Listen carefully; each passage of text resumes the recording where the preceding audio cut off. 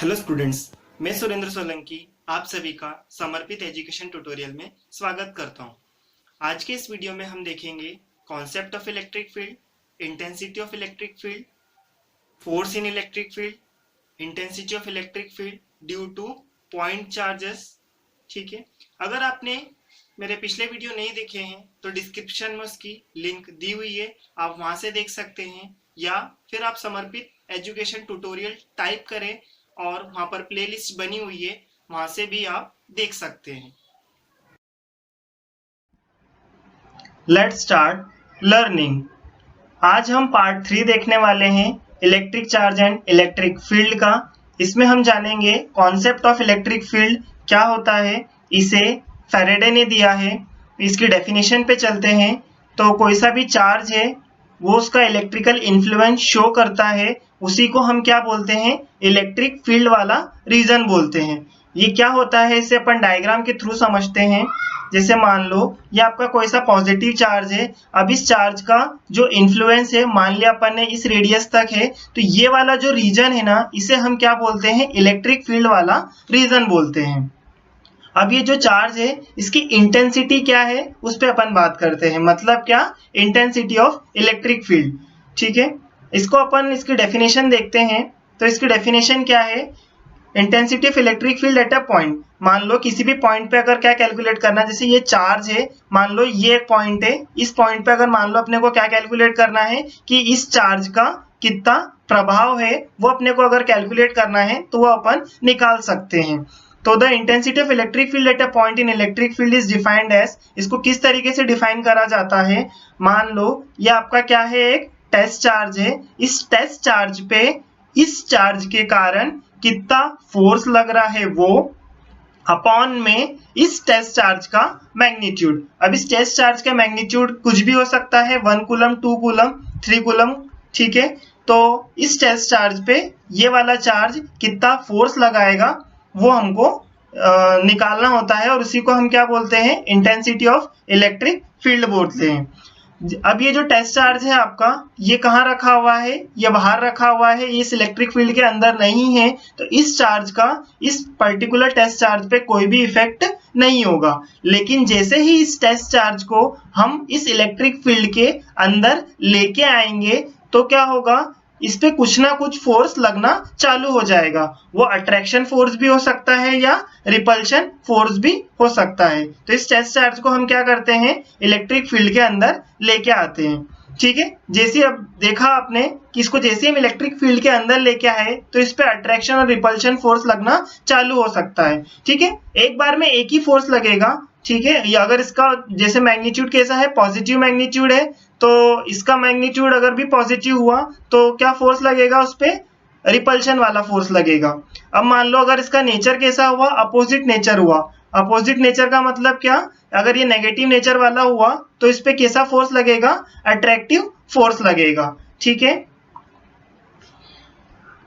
अब इसका जो कंसिडरेशन है, ये जो अपन ने डेफिनेशन यहाँ पर लिखी हुई है, ये कंसिडरेशन आपको आपकी लैंग्वेज में लिखना पड़ेगा। तो किस तरीके से लिख सकते हैं मैं आपको बता देता हूँ कि let a test charge Q naught is placed at a point in electric field. अब इस तरीके से मतलब आपको बताना पड़ेगा कि टेस्ट चार्ज है उसको अपन ने कहाँ पर प्लेस करा, इलेक्ट्रिक फील्ड के अंदर प्लेस करा, और मान लो उस पे जो फोर्स लग रहा है वो कितना फोर्स लग रहा है, F फोर्स लग रहा है। तो इसका जो एक्सप्रेशन है वो हम किस तरीके से लिख सकते हैं, E is equal to F by Q naught. ठीक है, E को जो अपन ने यहाँ पर डिनोट करा है वो क्या है, आपकी इंटेंसिटी ऑफ इलेक्ट्रिक फील्ड है। F क्या है, जो टेस्ट चार्ज अपन ने इसके अंदर प्लेस करा हुआ है इलेक्ट्रिक फील्ड के अंदर, तो कितना फोर्स लग रहा है वो, अपॉन ये जो टेस्ट चार्ज यहाँ पर प्लेस है इसका मैग्नीट्यूड। ये जो मैंने यहाँ पर लिखा हुआ है वो कैसी क्वांटिटीज में लिखा हुआ है, वेक्टर क्वांटिटी में लिखा हुआ है, क्योंकि इलेक्ट्रिक फील्ड आपकी कैसी क्वांटिटी होती है, वेक्टर क्वांटिटी होती है। अगर इसे मुझे स्केलर फॉर्म में रिप्रेजेंट करना है तो स्केलर फॉर्म में एक्सप्रेशन क्या बन जाएगा, E is equal to F upon Q naught.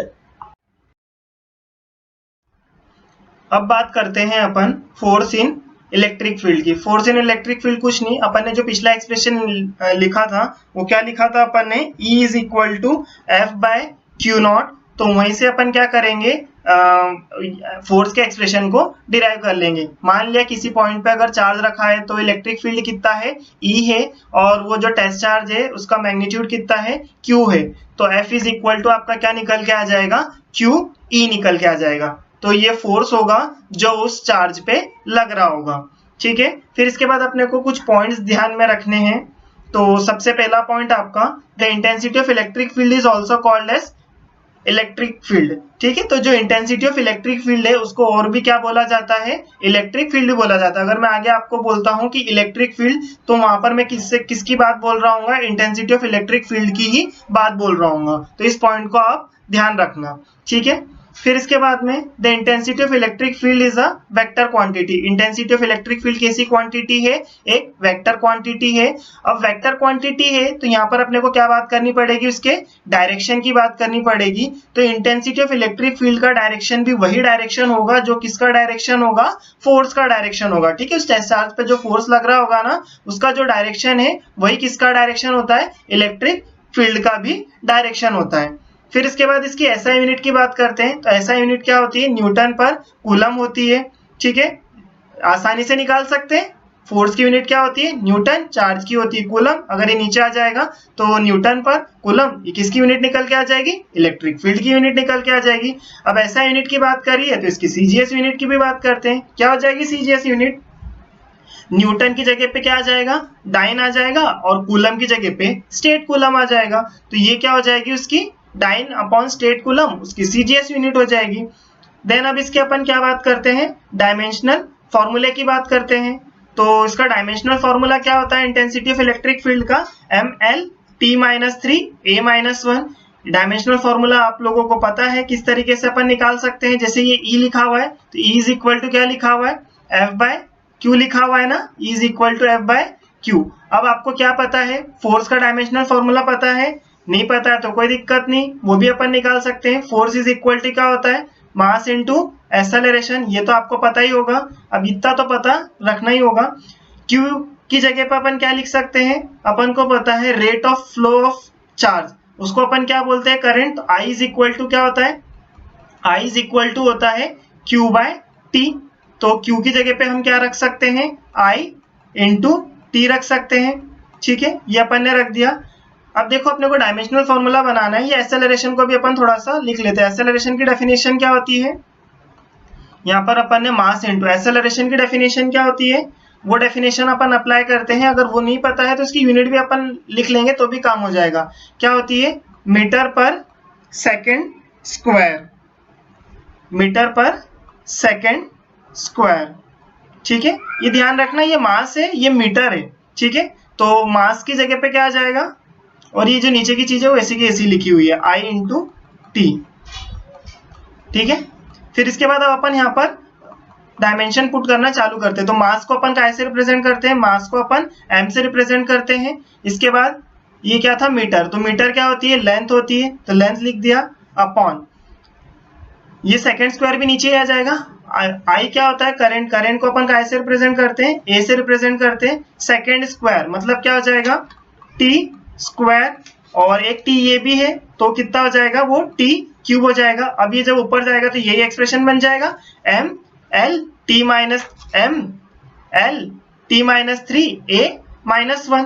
ठीक है, तो ये इस तरीके से अपन डायमेंशनल फॉर्मूला कैलकुलेट कर सकते हैं। अब इसके बाद अपन ने इसकी एसआई यूनिट की बात करी, सीजीएस यूनिट की बात करी, तो इसके बीच में क्या कन्वर्जन होता है वो भी आप थोड़ा सा ध्यान में रख सकते हैं।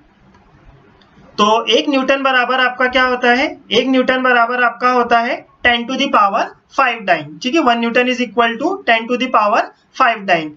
फिर उसके बाद 1 कूलम बराबर क्या होता है आपका 2.998 इंटू 10⁹ स्टेट कूलम। ठीक है, 1 कूलम बराबर 2.998 इंटू 10⁹ स्टेट कूलम।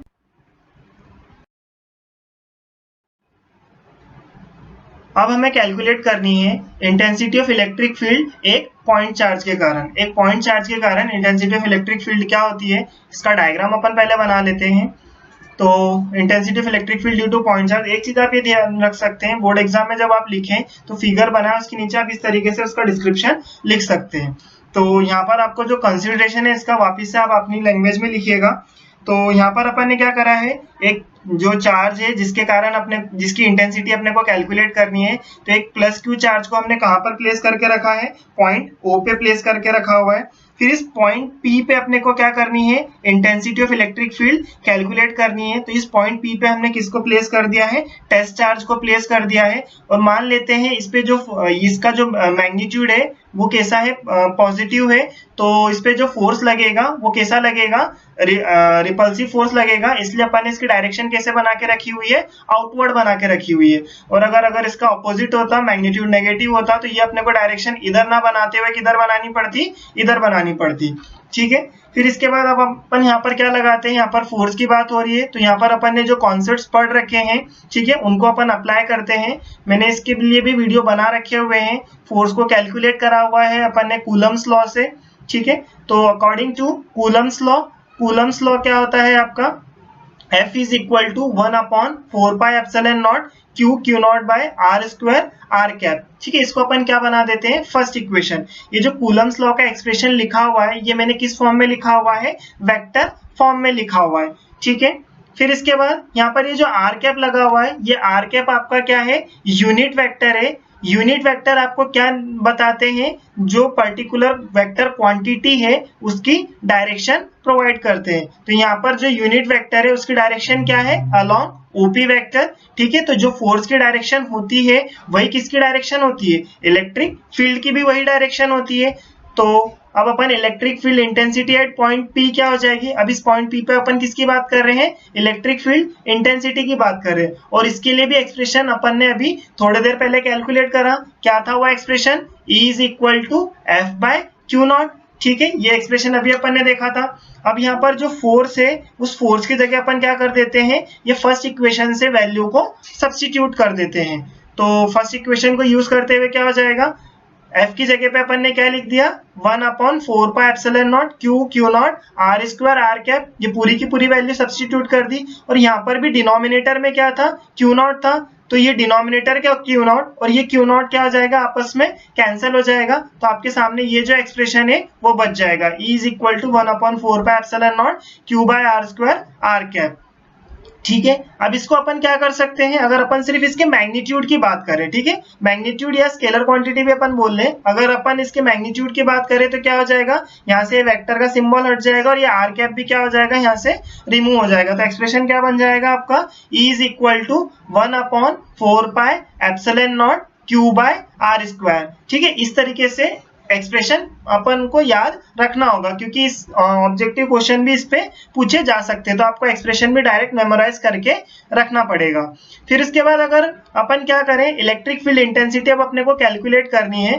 ठीक है, ये तो अपन ने जो कैलकुलेट करी है, ये अपन एयर या वैक्यूम की बात करें। ठीक है, यहाँ पे एप्सिलॉन नॉट दिख रहा है ना, ये मैंने आपको पिछले वीडियोज में आपको बता रखा है। फिर इसके बाद अब अगर इसको अपन काहे में प्लेस करते हैं, किसी मीडियम में प्लेस करते हैं, तो किसी मीडियम में प्लेस करने पे क्या होगा, ये एप्सिलॉन नॉट जो है वो आपका रिप्लेस हो जाएगा काय से, आपको पता था यहाँ पर वैसे लिखा क्या होता है, एप्सिलॉन लिखा होता है, epsilon is equal to epsilon not into epsilon R आ जाएगा। ठीक है, तो E is equal to 1/4 pi epsilon not into epsilon R Q by R square. फिर इसके बाद में एक नोट आप ध्यान में रखिएगा, therefore in the presence of dielectric medium the intensity is always decrease। जैसे अपन इस चार्ज को क्या करेंगे, किसी मीडियम में प्लेस कर देंगे, तो उसकी जो इंटेंसिटी होती है या उसका जो प्रभाव होता है वो क्या हो जाता है, कम हो जाता है। आज के वीडियो में बस इतना ही। अगले वीडियो में हम देखेंगे इलेक्ट्रिक फील्ड लाइंस और उसकी प्रॉपर्टीज। थैंक्स फॉर वॉचिंग समर्पित education tutorial. Have a good day. जय हिंद।